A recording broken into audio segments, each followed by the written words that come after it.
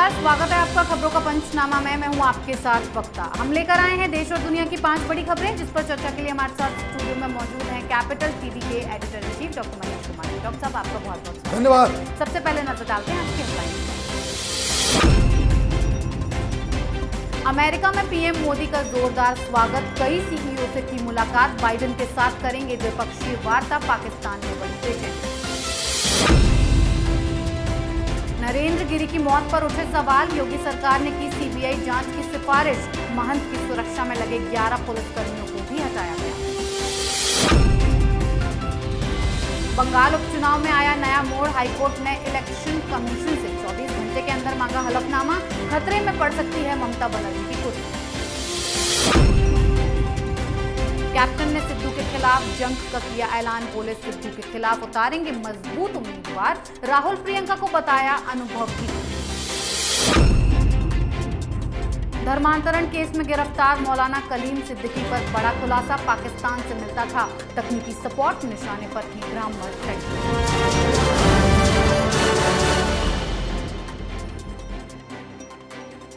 पहली खबर पीएम के अमेरिकी दौरे पर। प्रधानमंत्री नरेंद्र मोदी अपने 3 दिन के दौरे पर अमेरिका पहुंच गए हैं। पीएम मोदी जैसे ही वॉशिंगटन पहुंचे तो यहां भारतीय समुदाय ने उनका जबरदस्त स्वागत किया, जिसके बाद पीएम मोदी ने कई कंपनी के सीईओ से मुलाकात की। वहीं पीएम मोदी के इस दौरे से पाकिस्तान में बेचैनी और बढ़ गई है, क्योंकि इस बार आतंक पर करारा प्रहार होने वाला है। पीएम मोदी अब जो बाइडेन के साथ द्विपक्षीय वार्ता करेंगे। ये दोनों नेताओं के बीच की पहली मुलाकात होगी। इसके अलावा पीएम मोदी की अमेरिकी उपराष्ट्रपति कमला हैरिस से भी मुलाकात होनी है। पीएम मोदी को क्वाड देशों की बैठक में भी हिस्सा लेना है। वहीं संयुक्त राष्ट्र की आम सभा में भी प्रधानमंत्री का संबोधन होगा। डॉक्टर साहब, अमेरिका में चारों तरफ पीएम मोदी की गूंज गूंज रही है, क्या कुछ खास रहने वाला इस दौरे में? देखिए, जैसे जैसे आपने इवेंट्स बताए हैं वो सारी चीज़ें तो होगी ही, लेकिन प्रधानमंत्री मोदी ने आज जो कमाल किया है वो हर हिंदुस्तानियों के लिए गर्व की बात है। अब उन्होंने क्या किया, कोई आप ये समझिए, न्यूयॉर्क में पूरी दुनिया के सारे बड़े बड़े लीडर पहुंचे हुए हैं। यूएन जनरल असेंबली की मीटिंग हो रही है वहाँ पे, सारा पूरा दुनिया का फोकस वहाँ पे है। और आप एक ऐसी खबर भारत से पूरी दुनिया में भेजते हो जिसको लेकर के बवाल खड़ा हो जाता है। क्या खबर आई?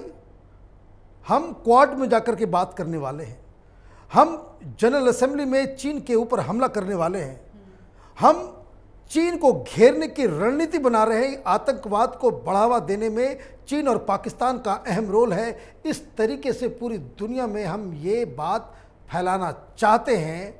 और आप साथ में ये भी खबर आप चलाते हैं कि आज के ही दिन हम अग्नि 5 मिसाइल उसकी टेस्टिंग कर रहे हैं, फाइनल टेस्टिंग जी। मतलब ये कि प्रधानमंत्री मोदी चीन के खिलाफ, आतंकवाद के खिलाफ जो पूरी दुनिया में गठजोड़ बन रहा है, उसके वो अग्रणी लीडर के रूप में अपने आप को स्थापित करना चाहते हैं। और सिर्फ भाषणबाजी से नहीं, बल्कि अपने कमिटमेंट, अपने इरादे और ज़मीन पे काम करके दिखाने के वो इस चीज़ को अचीव करना चाहते हैं। भारतीय सेना ने किस तरीके से चीनियों के दांत खट्टे किए, ये खबर तो पूरी दुनिया में जा चुकी। लेकिन अब जैसे ही अग्नि 5 मिसाइल के बारे में खबर आती है, चीन, उसको कहिए कि वो डिप्लोमेसी में कि उनके होश फाख्ते हो गए हैं। वो अब ये कह रहा है कि हिंदुस्तान को ये काम नहीं करना चाहिए। ये हिंदुस्तान पूरी दुनिया को छलावा कर रहा है कि ये जो मिसाइल है वो सिर्फ 5000 किलोमीटर के रेंज का नहीं, ये 8000 किलोमीटर का रेंज है। और प्रधानमंत्री मोदी के इस कदम की सराहना पूरी दुनिया कर रही है कि कम से कम एक शख्स तो ऐसा है जो चीन के खिलाफ सामने खड़े होकर के लड़ने की हिम्मत रखता है। जी, अभी तक मीटिंग से ही परेशान थे, अब टेस्टिंग से भी परेशान हो गया है। राइट। दूसरी खबर नरेंद्र गिरि पर। महंत नरेंद्र गिरि की मौत का मामला अभी तक सुलझ नहीं सका है। ऐसे में मामले की तह तक जाने और जल्द सच्चाई सामने लाने के लिए सीएम योगी के आदेश पर सीबीआई से जांच की सिफारिश की गई है और जल्द ही सीबीआई इस मामले की जांच शुरू कर देगी। फिलहाल इस मामले की जांच के लिए डीआईजी प्रयागराज ने एसआईटी का गठन किया है जो हर एंगल से जांच कर रही है। वहीं नरेंद्र गिरि की सुरक्षा में लगे पुलिसकर्मियों को हटा दिया गया है। पुलिस महकमे के आला अधिकारियों ने सुरक्षा में लगे पुलिसकर्मियों के खिलाफ विभागीय स्तर पर गोपनीय जांच भी बैठाई है और पुलिसकर्मियों पर लापरवाही सामने आने पर निलंबन की कार्रवाई भी हो सकती है। डॉक्टर साहब, नरेंद्र गिरि की मौत पर काफी सवाल उठ रहे हैं और अब सीबीआई जांच करेगी। आखिर पूरा मामला क्या है? देखिए, ये मसला अचानक से उत्तर प्रदेश की सरकार ने सीबीआई को सौंपा है। इसका मतलब दाल में कुछ काला है। इनके पास उस तरह की इंफॉर्मेशंस आ गए जिससे ये बवाल जो है और विकराल होता चला जा रहा है और इसलिए सरकार ने यही उचित समझा कि इसे आप सीबीआई के हवाले कर दो, अदरवाइज रोज कुछ न कुछ इसमें होता रहेगा। अब ये मौत को लेकर के बहुत सारी कहानियां अब आ रही हैं। एक वीडियो सामने आया है। वीडियो में दिख रहा है कि जिस रस्सी से महंत नरेंद्र गिरि लटके हुए बताए जा रहे थे, किसी ने देखा नहीं।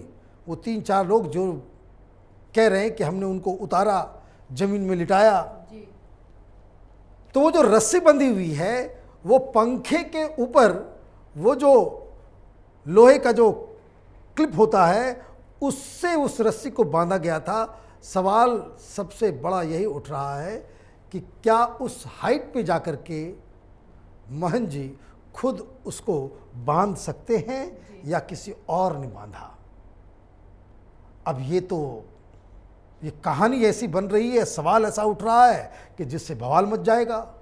अब जो वीडियो सामने आ रहा है उसमें ये मालूम चल रहा है कि महंत जी की बॉडी जो है वो जमीन पे लेटी हुई है और पंखा चल रहा है।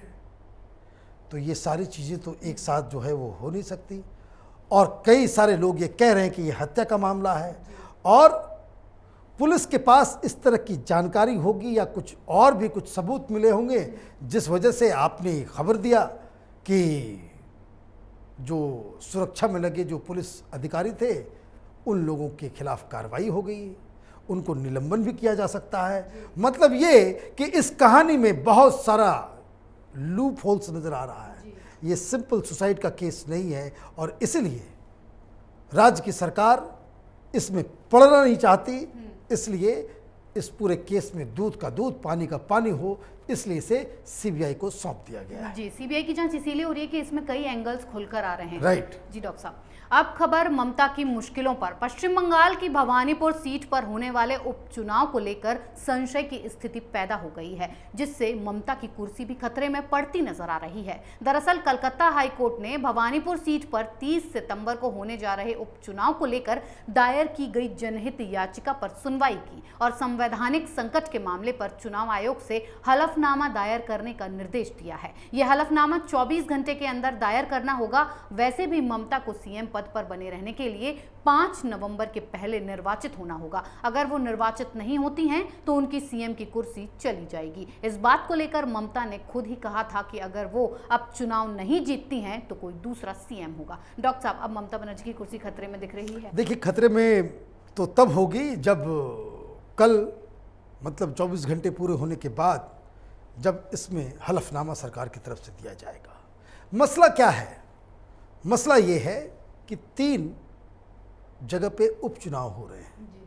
वहाँ के मुख्य सचिव ने इस तरह का नोटिफिकेशन जारी कर दिया कि भैया, और इलेक्शन कमीशन के पास जाकर के ये अपील की गई कि अगर ये उपचुनाव नहीं होते हैं तो संवैधानिक खतरा पैदा हो जाएगा। अब कोई वकील साहब चले गए कोर्ट, उन्होंने लगा दी हाजिरी हाई कोर्ट के सामने और ये कहा कि हुजूर, ये क्या मसला है? अगर चुनाव नहीं होते हैं, ममता बनर्जी नहीं चुनी जाती है, भवानीपुर में इलेक्शंस नहीं होते हैं, तो ये मुख्य सचिव होता कौन है ये कहने वाला कि इससे संवैधानिक स्थिति जो है वो बिगड़ जाएगी। कॉन्स्टिट्यूशनल क्राइसिस क्रिएट हो जाएगा। अरे भाई, चीफ मिनिस्टर ममता रहे या कोई और रहे, इससे संवैधानिक क्राइसिस कैसे पैदा हो सकता है? और इसी बात को लेकर के हाईकोर्ट नाराज है। पहले तो हाईकोर्ट ने याचिकाकर्ता के ऊपर भी बरसे, बोले ये तो सेंसिटिव मसला है, क्या इस देश के अंदर में मुख्य सचिव तय करेगा कौन चीफ मिनिस्टर होगा, किसे होना चाहिए किसे नहीं होना चाहिए? और ये नोटिफिकेशन अगर उस वक्त निकला है तो आप लेट से क्यों आए? अब इलेक्शन कमीशन से जवाब तलब किया गया है, 24 घंटे के बाद इस पर फैसला होगा, मतलब कल इस पर सुनवाई होगी। और अगर हाई कोर्ट अगर ये कहता है कि ये गलत नोटिफिकेशन है तब तो चुनाव नहीं होंगे, और फिर अगर चुनाव नहीं होंगे तो 5 नवंबर तक उनको फिर से चुन करके आना है, वो नहीं हो पाएगा। ममता बनर्जी को फिर इस्तीफा देने के अलावा कोई दूसरा चारा नहीं होगा। लेकिन जहाँ तक हिंदुस्तान में कोर्ट्स काम करते हैं, इलेक्शन कमीशन जिस तरीके से काम करती है, इन सब को देखते हुए ये माना जा सकता है कि बहस होगी, मुद्दा बनेगा, लेकिन अंततोगत्वा चुनाव को जो है वो जारी रखने की अपील, क्योंकि अगर कोई फैसला इधर से आता है तो मसला सुप्रीम कोर्ट में चला जाएगा। और सुप्रीम कोर्ट जो है न सिर्फ मैटर ऑफ फैक्ट्स के ऊपर वो जाते हैं, बल्कि वो संवैधानिक व्यवस्था के ऊपर और इस तरह के फैसले का आगे चल कर के क्या रेमिफिकेशन हो सकता है, उन सब चीज़ों को जो इथॉस है, डेमोक्रेटिक इथॉस, सिर्फ कानून टेक्स्ट नहीं बल्कि जो डेमोक्रेटिक इथॉस है उसको उसकी व्याख्या के अनुरूप वो फैसला सुनाते हैं। तो इलेक्शन तो होगा, लेकिन अभी हाईकोर्ट पे सबकी निगाह टिकी हुई है। फिलहाल ममता बनर्जी को कोर्ट की फटकार लग रही है, तो दूसरी तरफ बीजेपी ने भी भवानीपुर से अपना उम्मीदवार उतारा है, उससे भी वो बड़ी टेंशन में है। अब बात पंजाब की सियासत पर। पंजाब से सीएम की कुर्सी जाने के बाद कैप्टन अमरिंदर सिंह ने सिद्धू के खिलाफ आर पार की लड़ाई शुरू कर दी है। कैप्टन ने अब चुनावों में नवजोत सिंह सिद्धू के खिलाफ मजबूत उम्मीदवार उतारने का ऐलान किया है और कहा है कि वो मुख्यमंत्री ना बने इसके लिए कोई भी कुर्बानी देने को तैयार हैं। इतना ही नहीं, उन्होंने राहुल गांधी और प्रियंका गांधी को अनुभवहीन बताते हुए कहा कि उनके सलाहकार उन्हें गुमराह कर रहे हैं। साथ ही कैप्टन ने सिद्धू को खतरनाक आदमी बताते हुए ये भी कहा है कि वो उनसे देश को बचाने के लिए कोई भी बलिदान देने को तैयार हैं। डॉक्टर साहब, कैप्टन ने अब खुलकर सिद्धू के खिलाफ जंग का ऐलान कर दिया है और उनके खिलाफ उम्मीदवार उतारने की बात कही है, क्या मसला है? ये ऐलान सिद्धू के खिलाफ नहीं है। गांधी परिवार की नीति बन गई है कि जो कोई आता है 2-4 बातें कह के निकल जाता है। अभी जब कैप्टन अमरिंदर मुख्यमंत्री थे तो ये सिद्धू कह रहा था कि मैं ईंट से ईंट बजा दूंगा। अब सिद्धू को बाय डिफ़ॉल्ट तो कह सकते हैं कि भाई कैप्टन साहब को हटा दिया, उनके आदमी को आपने मुख्यमंत्री बना दिया। तो कैप्टन अमरिंदर सिंह ये कह रहे हैं कि ये जो प्रियंका और राहुल हैं ये नादान बालक हैं, ये इनएक्सपीरियंस्ड लोग हैं और इनकी अनुभवहीनता की वजह से ये सारी चीज़ें हो रही हैं। सच बात है, कैप्टन साहब तो एक्सपीरियंस्ड लीडर हैं। और उन्होंने क्या कहा? उन्होंने साफ साफ कहा है कि कांग्रेस पार्टी देशद्रोहियों की पार्टी बन चुकी है, क्योंकि वो ये कह रहे हैं कि देश को बचाना किससे? सिद्धू से। ये सिद्धू आदमी किसका है? राहुल गांधी, प्रियंका वाड्रा, सोनिया गांधी का। और ये कह रहे हैं कि ये देश के लिए खतरा है, क्योंकि ये इमरान खान का यार है, ये बाजवा का यार है, हिंदुस्तान के लिए ये एक गद्दार है और इसके लिए वो कुछ भी कुर्बानी देने के लिए तैयार हैं। बाइट जब वो दे रहे थे, इंटरव्यू जब वो दे रहे थे, उन्होंने कहा कि मैं एक सैनिक हूँ, मैं एक एक्स आर्मी मैन हूँ, इसलिए देश के खिलाफ मैं कुछ नहीं होने दूंगा। और उन्होंने साफ साफ ये भी कहा कि ये जो फैसला, ये सारी चीज़ें जो पंजाब में हो रही हैं, इसके पीछे बाहरी लोगों की उनका हाथ है। तो ये बाहरी लोग कौन हैं? क्या वो पाकिस्तान है? क्या वो चीन है? वो क्या है पूरा मसला? और क्यों इस तरीके से इस सारी चीज़ों को अंजाम दिया गया है? ये कांग्रेस पार्टी के लिए न सिर्फ पंजाब में बल्कि पूरे हिंदुस्तान में काफ़ी महंगा पड़ना। जी डॉक्टर साहब, आखिरी खबर धर्मांतरण गैंग पर। धर्मांतरण मामले में गिरफ्तार मौलाना कलीम सिद्दीकी पर हो रहे खुलासे हैरान करने वाले हैं और अब पता चल रहा है कि मौलाना कलीम सिद्दीकी जिहादी सोच का है और उसका मानना है कि हर हिंदू को मुसलमान बनना चाहिए। अब इस मामले में पाकिस्तान का कनेक्शन भी सामने आ गया है। बताया जा रहा है कि कलीम सिद्दीकी के पाकिस्तान से संबंध थे। इसके अलावा पाकिस्तान से उसे तकनीकी सपोर्ट भी मिल रहा था। वहीं मौलाना कलीम सिद्दीकी को विदेशों से बड़े पैमाने पर धन मिल रहा था। डॉक्टर साहब, धर्मांतरण गैंग का मौलाना का जो गिरफ्तार हुआ है उसके कनेक्शन पाकिस्तान से निकले हैं और खास तौर पर ब्राह्मण लड़कियों को टारगेट किया जा रहा था। देखिए, मैं एक वीडियो में दिख रहा था, एक इंटरव्यू मौलाना सिद्दीकी का। वो कह रहे थे कि हिंदू तो बड़े बेवकूफ़ किस्म के लोग होते हैं, उनको ज़्यादा समझाना नहीं पड़ता, उनको थोड़ा सा प्यार दे दो, अच्छे से बात कर लो, अच्छे से बोल दो, वो इस्लाम धर्म कबूल कर लेते हैं।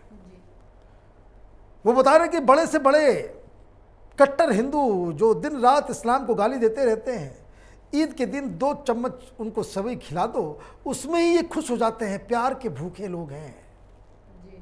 लेकिन ये तो पैसे का भूखा हुआ दरिंदा है।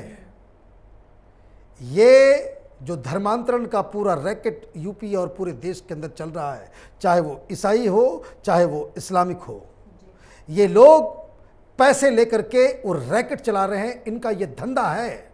ये कोई मौलाना नहीं, कोई धर्म को प्रचार करने वाला, कोई धार्मिक व्यक्ति नहीं, कोई ये स्पिरिचुअलिज्म को बढ़ाने वाला नहीं, कोई कुरान के संदेश को आगे लेके जाने वाला नहीं। ये पैसा कमाने के लिए ये लोग इस तरह का धंधा कर रहे हैं, हिंदुस्तान के डेमोग्राफी को बदल रहे हैं। और ये हिंदुस्तान के डेमोग्राफी को बदलने में कौन इंटरेस्टेड होगा? वो नहीं जो लोग धार्मिक हैं, बल्कि वो जो हिंदुस्तान में फिर से विघटनकारी ताकतों को मजबूत करना चाहते हैं, हिंदुस्तान का फिर से बंटवारा करना चाहते हैं। और ये काम पाकिस्तान और चीन चाहता है। तो चीन के लिए तो ये अर्बन नक्सल, ये जो लुटियन गैंग है, उनके पे रोल पे तो है ही। इस तरह के मौलानाओं को पाकिस्तान, सऊदी अरब, इस तरह के लोगों को इस्लाम के नाम पे जो है बेवकूफ़ बना करके ये धंधा जो है चलाया जा रहा है। यूपी सरकार ने कानून पास करके ये तय कर दिया है कि इस तरह का धर्म परिवर्तन जिसमें कोई इल्योरमेंट हो, लोभ हो, पैसे का एलिमेंट हो, दबाव हो, ब्लैकमेलिंग हो, किसी तरीके से अगर ये होता है तो ऐसे धर्मांतरण करने वाले रैकेट के खिलाफ कड़ी से कड़ी कार्रवाई की जाए। मुझे लगता है ये सिर्फ उत्तर प्रदेश ही नहीं, पूरे देश में हर सरकार को ये काम करना चाहिए। जी डॉक्टर साहब, बहुत बहुत धन्यवाद इतनी सटीक और बेहतरीन धन्यवाद जानकारी के लिए। खबरों का पंचनामा में आज के लिए इतना ही। देश विदेश की बाकी खबरों और उनके सटीक एनालिसिस के लिए देखते रहिए कैपिटल टीवी। हमें लाइक कीजिए, शेयर कीजिए और कैपिटल टीवी को सब्सक्राइब कीजिए। नमस्कार।